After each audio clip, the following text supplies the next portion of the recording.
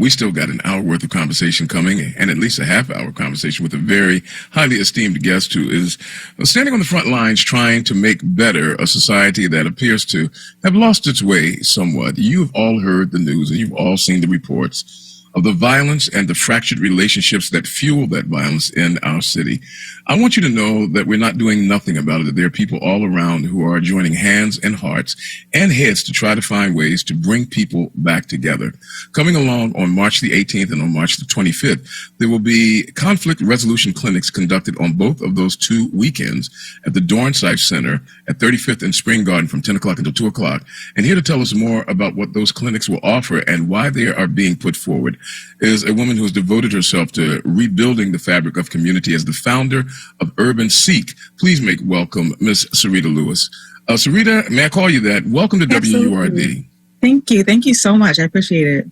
No, I appreciate your coming on because you could have been doing some other things with your life and enjoying a Fortune 500 career, but you stepped aside and devoted yourself to civic engagement. Tell me what caused you to make that excursus on the pathway that you had been on.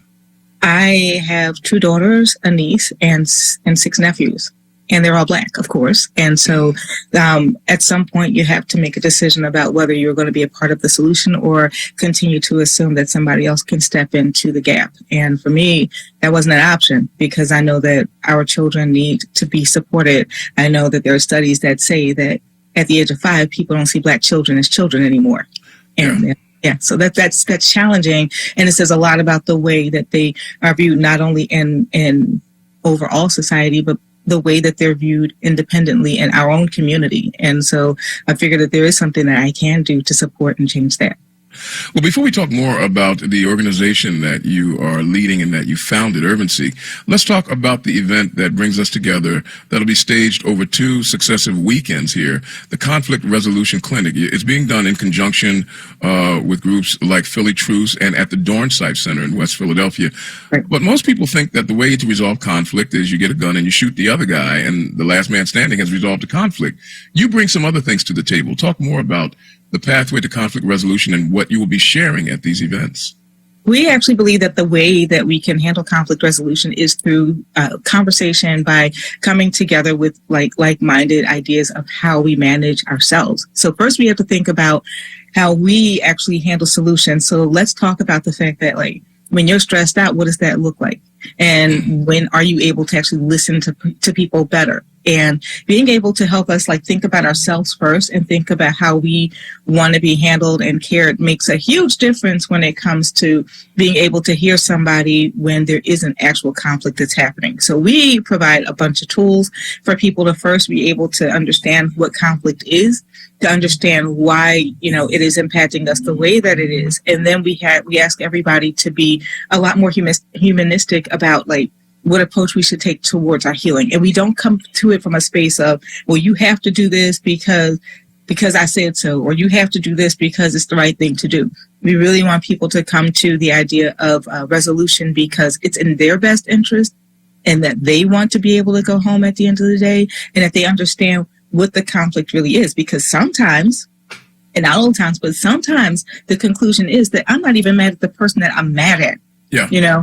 So when we can come to the realization together that this conflict, the thing that really is challenging us, sometimes you don't even remember why you're mad, who started it, or why you're involved in it. So we try to peel back the onion and figure out well, whose real issue is this, and how do we help to kind of support you guys in having a conversation that can get you from I'm mad, I'm not listening, to I'm angry, but let me tell you why, to all right, let's figure out how we both come away whole. Because it's never about saying that it's all your fault or it's all your fault. It's really about figuring out what will make both of you feel okay by the end of it. You don't have to be best friends, but you have to be able to say that there's something bigger at stake and be able to identify what that is and work towards that. Serita, I'm in full agreement with the foundation that you laid, and I think it sounds extraordinary, but will you find yourself preaching to the choir? Whom do you expect to show up to be a part of this gathering? You know what? Yeah. Oh, I'm sorry. Please, No, please. No. That's a good question. no. I mean, because typically folks will come like me who say, yes, we need to upgrade our skills in resolving conflict. But Raheem and little man down the street who've been beefing for the last 2 weeks, they're like, no, I got my conflict resolutor right here in my waistband. So who do you anticipate coming, and who are you inviting? So really, my goal is for us to be inviting people who are being impacted by these, that actually want to find change. Who will definitely see in the room are people like you and me who want to see change, who want to be a part of brokering truces, right?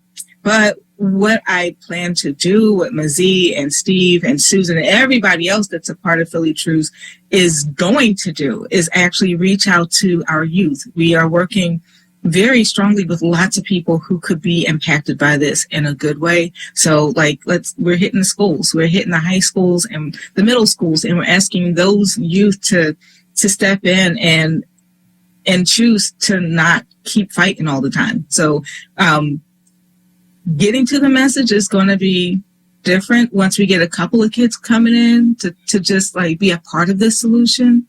It will make a huge difference with how we manage it. We're also hoping to get parents in the room, because we are the first teachers for our children, whether we think that we are or not.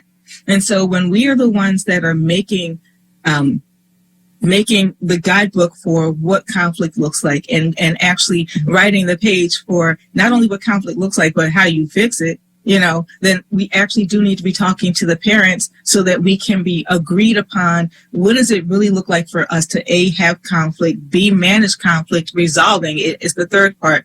And then with their support, we can actually better work with our youth when it comes to resolving things, because we need their support to go through all of the different sections that we're going to go through. Otherwise, we end up with somebody who was like, man, I ain't got time for this. I'm going to just finish it, But if you have the adults in the community that are aligned with all right, well, these are the things we got to do. And we want you all to come home safe. And we're going to sit down and start having these meaningful conversations different and earlier. Then that's going to make it easier for us when we do have truces that we need to resolve. So, yeah. We're speaking with Serita Lewis. She's the founder of Urban Seek, and she's a part of a consortium that's putting together 2 conflict resolution clinics to be presented, to be convened, that's a better way of saying it, on March the 18th and on March the 25th at the Dornsife Center at 35th and Spring Garden. We'll tell you how you can avail yourself of the opportunity of being a part of it before we end our conversation with her. But first, let's go back.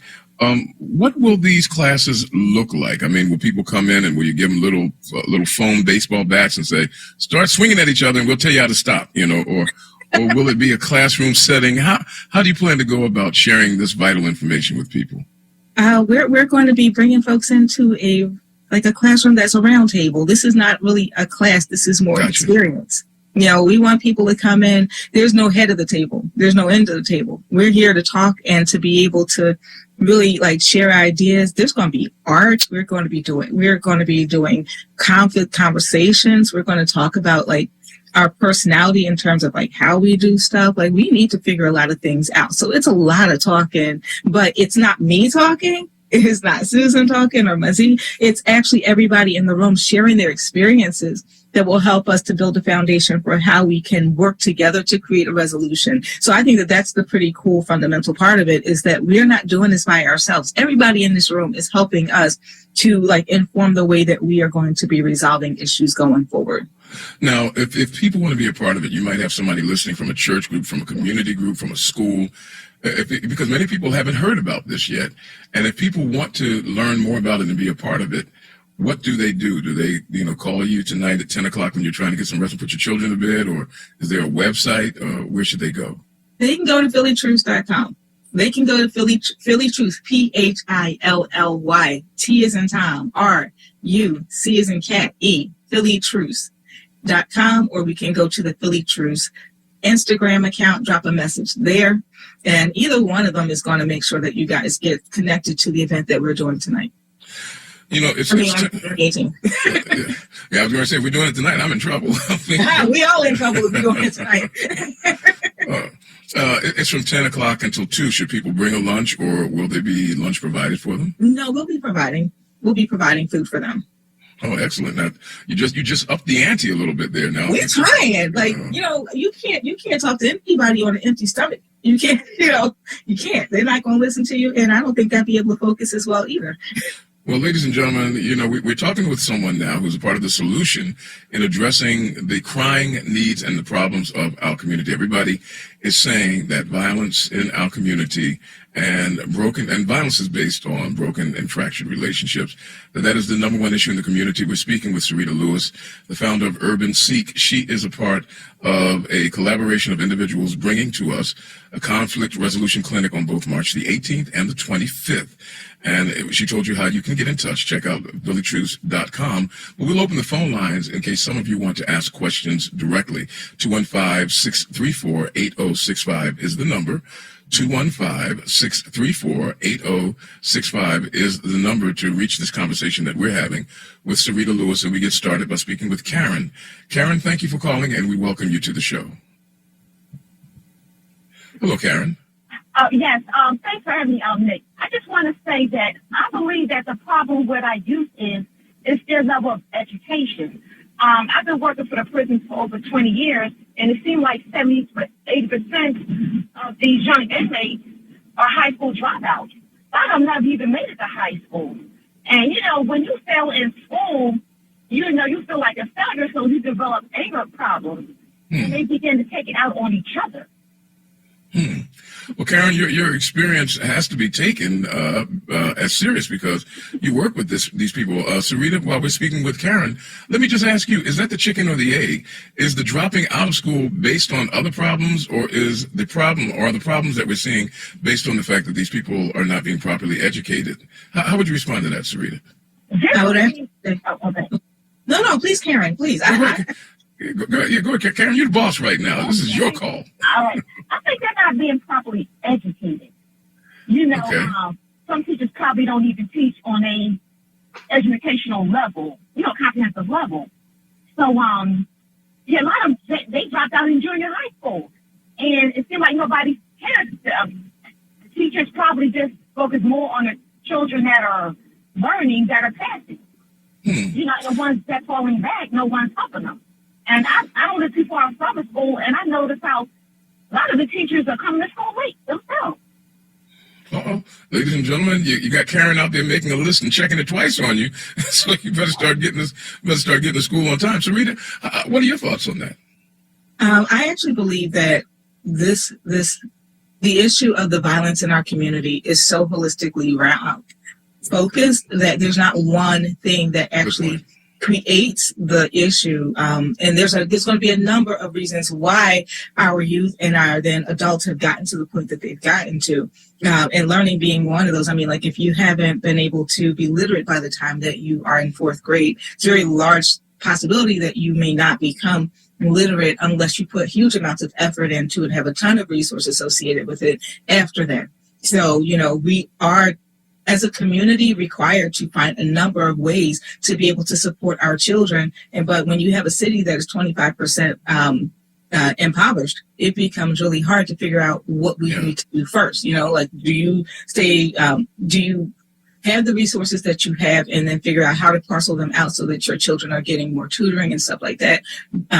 How do you identify the different resources that may be out in community, like Read by Fourth, which is a great organization that really focuses on literacy? Do you find a mentoring program that's going to support your youth to be able to get the additional resources? Or do we fundamentally just change the way that we are teaching so that our children learn the way that they learn, as opposed to our children learning the way that somebody else tell them that they should learn, which means that some of them are not learning, right? So it means that we need to look at the way that we do a lot of things, and it really is going to segue into the way that we put the power of our voices and our vote behind the things that we care about. So, yeah. That is well stated. Karen, are you still with us there? Okay, I think Karen... In school classrooms, like their math classes, they may have, not only do they have a math teacher, but they have a math tutor in the classroom.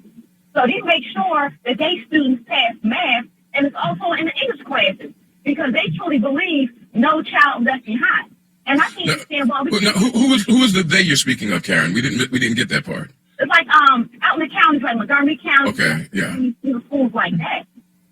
You know. Okay. And that's really connected to the funding that we receive, Karen. If I'm being quite, transparent, the funding that we get for our schools in Philadelphia is directly tethered to the real estate taxes. And most of us have like if you pay $1,000 for your real estate taxes, and that's what funds the schools that your kids go to, the majority of the people that own those homes are in an impoverished community. So their school need is never going to actually match the services that they require and how we get it paid for.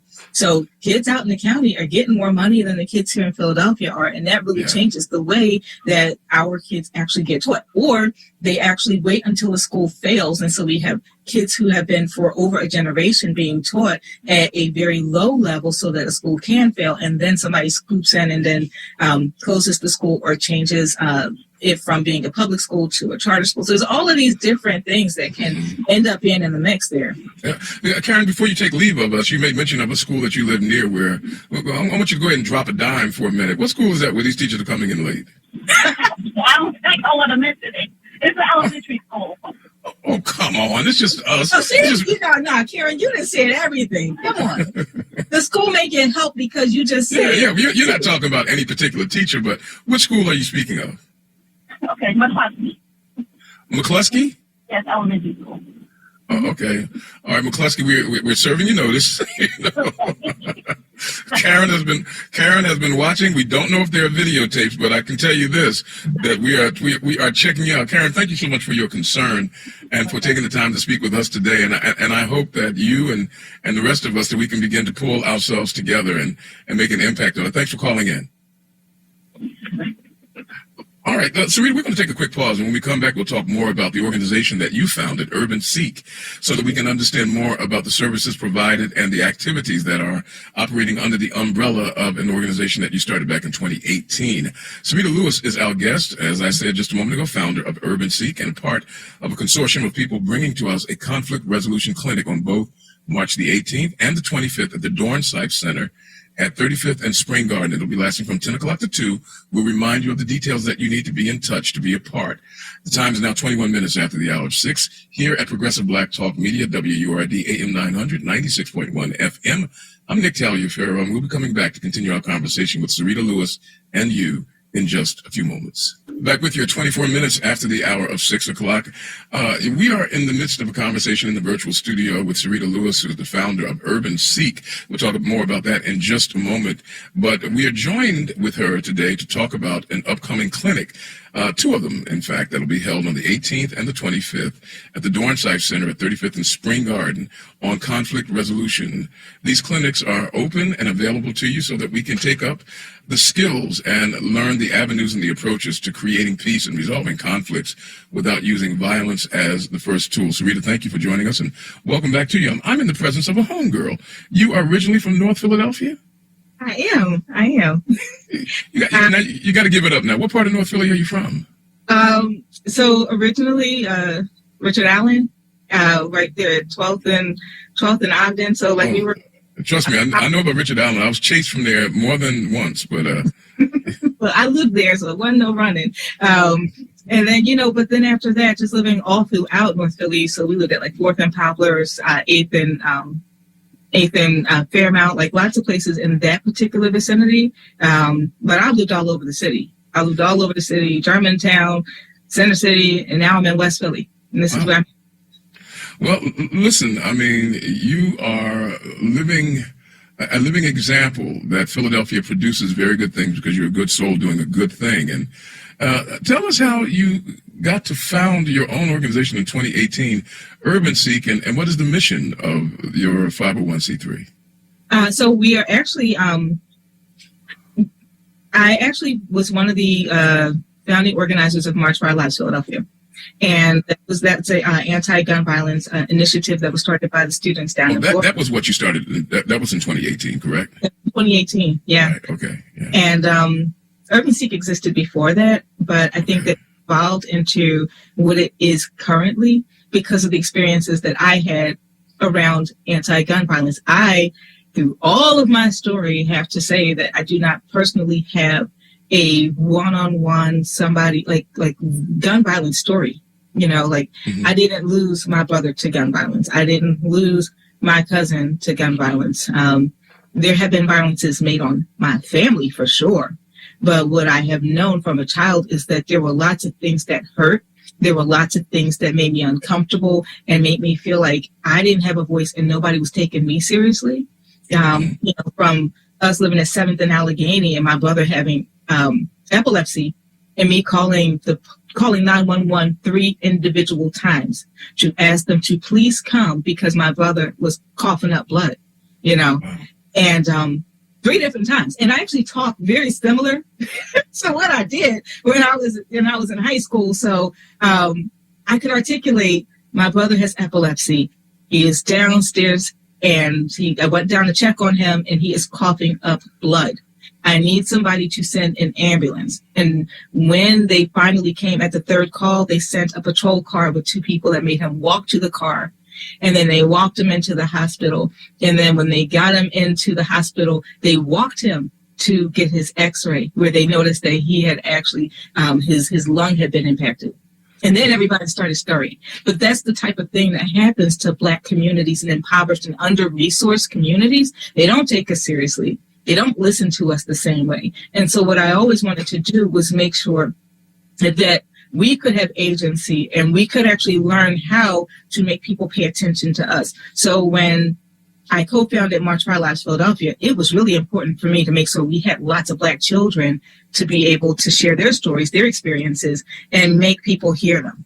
I didn't happen the way that I wanted it to because a lot of our kids felt like we weren't here for them. Like literally, I'm talking to kids like, yo, I'm with March for Our Lives Philly. We want you to come out. We want you to help support this. And they're like, man, that's not for us. That's for them white kids. That's how they felt, right? Really? Yeah. Oh, yeah. Oh, yeah. I mean, but the white kids, their lives are not the ones at imminent risk in the urban centers of America, particularly in Philadelphia. Why do you perceive that young Black kids, that a March for Our Lives campaign isn't relevant to their situation? Because nobody listened to the Black children every day they get shot. But when the kids got shot at that school in Florida, everybody had their arms up and they're celebrating the child who is saying, we don't want your prayers. We don't want the world resonated with those children that didn't look like our children who are crying every day. And so because they don't listen to our children every day, when they are listening to a child, when that child doesn't look like our child, then our child recognizes that they are once again being diminished, they don't matter, and they don't count, and any conversation around it is not about or for them. One of the things, I mean, you focus again on children, and earlier on you talked about the need to help children build these tools. One of the things that we've been talking about over the last several weeks is building curriculum that allows these kind of skill sets to be developed early on in life. Is this something that you agree with? And if so, have you found any schools that might be willing, certainly not the school that Karen was talking about because they get there too late, but have you found any other schools that might be willing to enlist your skills and your training or your involvement to help our young people develop the capacities for resolution building earlier on in their lives? I do believe that that there are schools that would love to have this type of programming for their students. And I think that there's a couple of challenges with making sure that we can do that, especially at the public school level. Like literally the need is so great, the funding is so short that they're like, oh yeah, we can't afford that. And if you want our teachers to step in and be, and also we have to get our kids prepared for testing like 2 to 3 times a year. And so the windows where we can actually help our children to get there usually needs to happen during the day when our children are there and where we can actually impact those changes, right?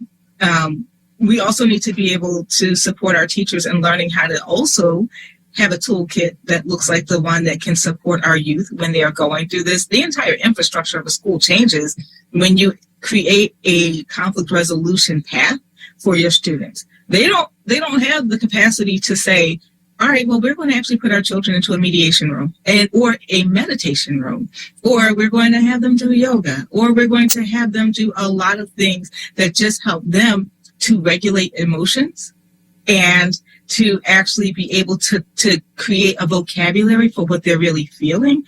Because right now they just feel angry, right. But some their anger isn't exactly what you're seeing happening in the real time moment, right?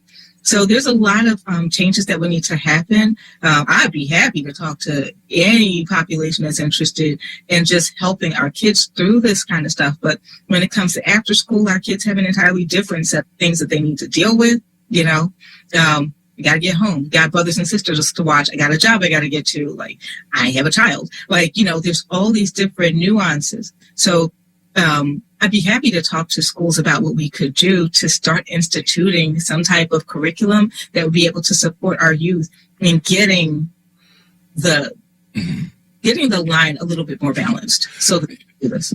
You're doing good, and hopefully you're doing well while you're doing good. But many people who try to do the good that you're doing, especially people like yourself, who come to this work not being compelled because of the damage you suffered, but you come to this work with the optimism that we can make a difference. Mm-hmm. How do you stave off the frustration and the despair that comes with seeing news like the other day where a 15-year-old is chased and shot 10 times, or a person standing on their porch and shot at 70 times? I mean, what keeps you encouraged? Because I talk to our kids. Because I literally talk to our kids. Because I pay attention to them. Because I'm really, really lucky that through all the experiences that I had, I'm able to decide like what parts I want to hold on to, and I am a good listener, and I hope to understand. But I see that our kids still have hope, and the ones that are losing their hope just need a lifeline. They just need somebody to support them and listen to them. And because of the life story that I've had, I'm able to say, all right, so I'm connected. I literally did 3 connections today, walking from one school to the corner. I connect a child to like some mental health support services because he didn't have them. I connected another child to just me because right now she's challenging. She's really challenged because she just lost somebody. And our kids, when they lose somebody at school, nobody is paying attention to the fact that they lost somebody. Yeah. You know, because the teacher's got too much going on, right? So then seeing somebody, and I'm not ready to talk about who I lost, but I'm hurting means, okay, so do you want to talk about it? Not really. Would you like a hug? Absolutely. And to be able to just stand there and take the hug, right? And just give back love. Because we have to be able to love our children and see them as children. And when our kids say that I'm having mental health issues, okay, well, how are you treating that? Oh, I'm treating it myself because I'm just doing me. Okay, that's with your PhD.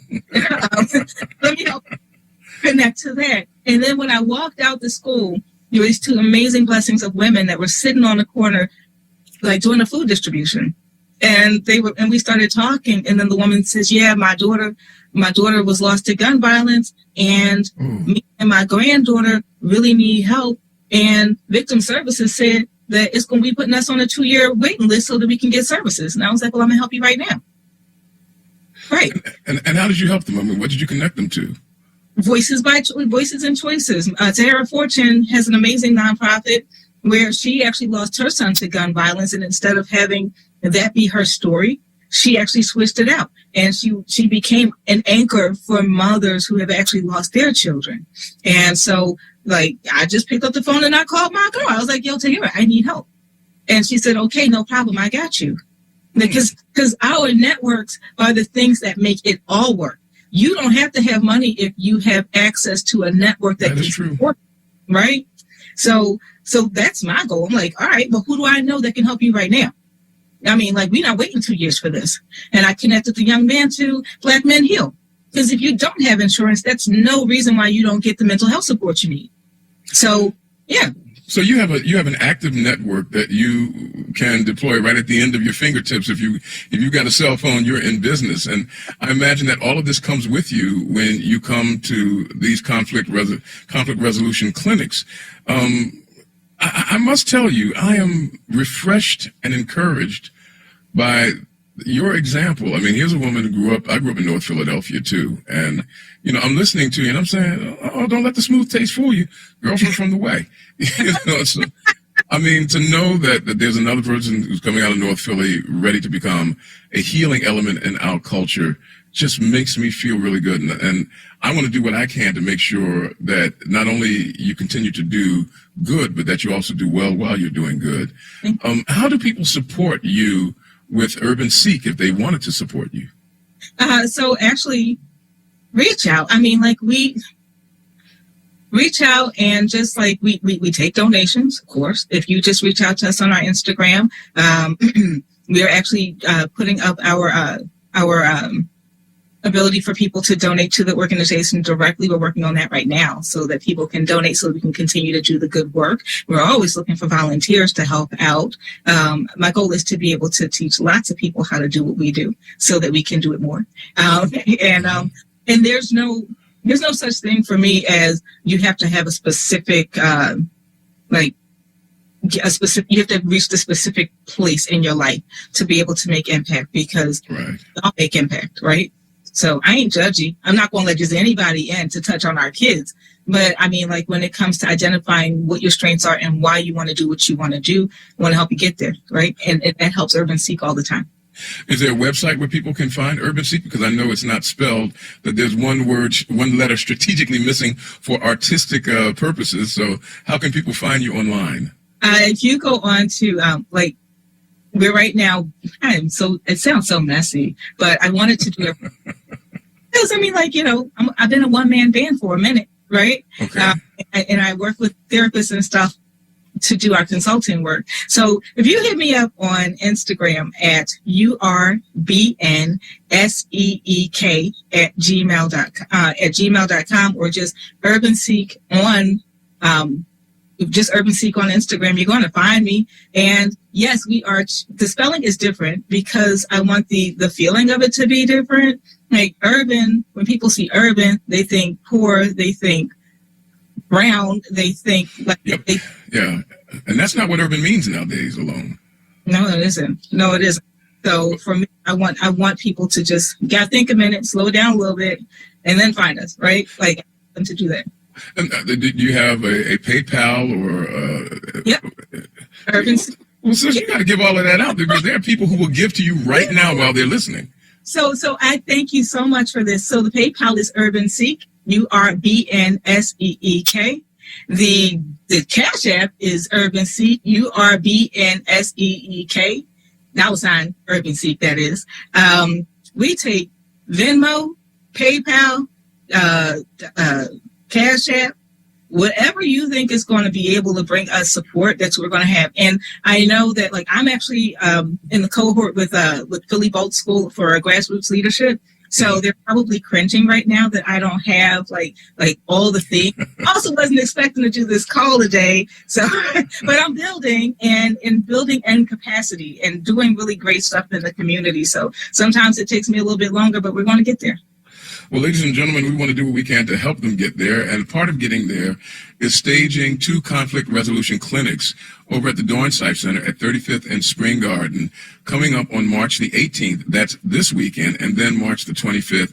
That's the next weekend. These 2 conflict resolution clinics will convene at 10 o'clock and last until 2 o'clock. Lunch will be served under the auspices of a consortium of people, starting with our guest for this afternoon, Serita Lewis, who is the founder of Urban Seek and also the one who inspired the March for Our Lives back in 2018. Serita Lewis will be working with the folks from Philly TRUCE to give us the opportunity to find pathways and to articulate tools and avenues to building peace and resolution in our communities. I want to thank you for all of the work that you're doing. I'm going to make a contribution right now during the break because I want to help. I feel inspired to do that right now. Folks, Urban Seek, URBNSEEK, on the platforms that she enunciated. I'm asking you, if you believe in what we do here, just encourage her by giving a donation, and let's see if we can help them do better the things that they're already doing well.